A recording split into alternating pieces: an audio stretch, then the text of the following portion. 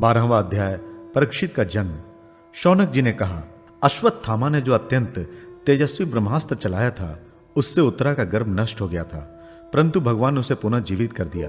उस गर्भ से पैदा हुए महाज्ञानी महात्मा परीक्षित के, जिन्हें सुखदेव जी ने ज्ञानोपदेश दिया था, जन्म, कर्म, मृत्यु और उसके बाद जो गति उन्हें प्राप्त हुई, वो सब यदि आप ठीक से समझे तो कहें, हम लोग बड़ी श्रद्धा के साथ सुनना चाहते हैं। सूत जी ने कहा, धर्मराज युधिष्ठिर अपनी प्रजा को प्रसन्न रखते हुए पिता के समान उसका पालन करने लगे। भगवान श्री कृष्ण के चरण कमलों के सेवन से वे समस्त भोगों से निष्प्रिय हो गए थे। शौनकादि ऋषियों, उनके पास अतुल संपत्ति थी। उन्होंने बड़े बड़े यज्ञ किए थे तथा उनके फल स्वरूप श्रेष्ठ लोकों का अधिकार प्राप्त किया था। उनकी रानियां और भाई अनुकूल थे। सारी पृथ्वी उनकी थी। वे जम्बू द्वीप के स्वामी थे और उनकी कीर्ति स्वर्ग तक फैली हुई थी।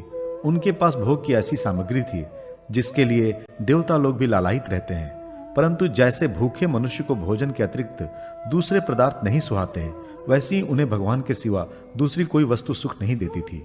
शौनक जी, उत्तरा के गर्भ में स्थित वह वीर शिशु परीक्षित जब अश्वत्थामा के ब्रह्मास्त्र के तेज से जलने लगा, तब उसने देखा कि उसकी आंखों के सामने एक ज्योतिमय पुरुष है। वो देखने में तो अंगूठे भर का है, परंतु उसका स्वरूप बहुत ही निर्मल है। अत्यंत सुंदर श्याम शरीर है, बिजली के समान चमकता हुआ पीतांबर धारण किए हुए हैं, सिर पर सोने का मुकुट झिलमिला रहा है। उस निर्विकार पुरुष के बड़ी ही सुंदर लंबी लंबी 4 भुजाएं हैं, कानों में तपाए हुए स्वर्ण के सुंदर कुंडल हैं, आंखों में लालिमा है, हाथों में लूके के समान जलती हुई गदा लेकर उसे बार बार घुमाता जा रहा है और स्वयं शिशु के चारों ओर घूम रहा है। जैसे सूर्य अपनी किरणों से कोहरे को भगा देते हैं, वैसे ही उस गदा के द्वारा ब्रह्मास्त्र के तेज को शांत करता जा रहा था। उस पुरुष को अपने समीप देखकर वह गर्भस्थ शिशु सोचने लगा कि यह कौन है।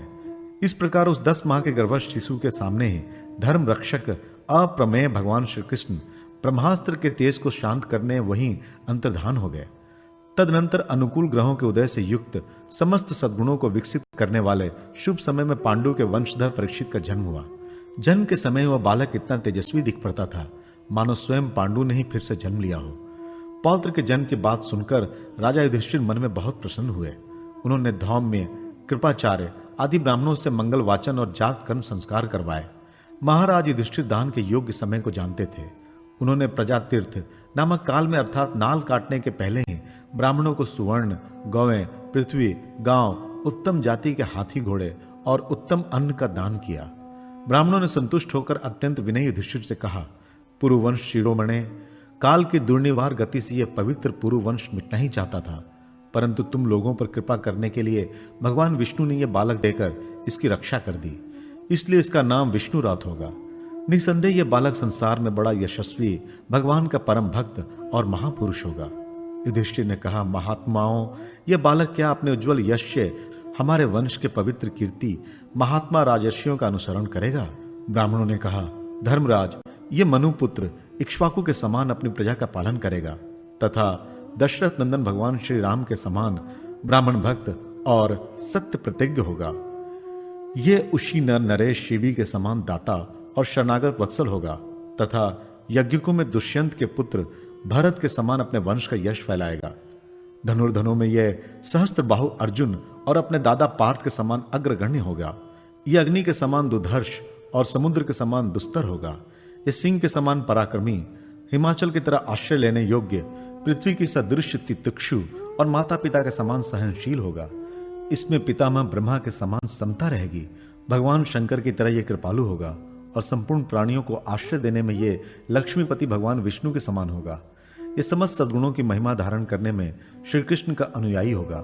रंती देव के समान उदार होगा और यायति के समान धार्मिक होगा। धैर्य में बलि के समान और भगवान श्री कृष्ण के प्रति दृढ़ निष्ठा में यह प्रहलाद के समान होगा। यह बहुत से अश्वमेघ यज्ञों का करने वाला और वृद्धों का सेवक होगा। इसके पुत्र राजर्षि होंगे। मर्यादा का उल्लंघन करने वालों को यह दंड देगा। यह पृथ्वी माता और धर्म की रक्षा के लिए कलयुग का भी दमन करेगा। ब्राह्मण कुमार के शाप से तक्षक के द्वारा अपनी मृत्यु सुनकर यह सबकी आसक्ति छोड़ देगा और भगवान के चरणों के शरण लेगा।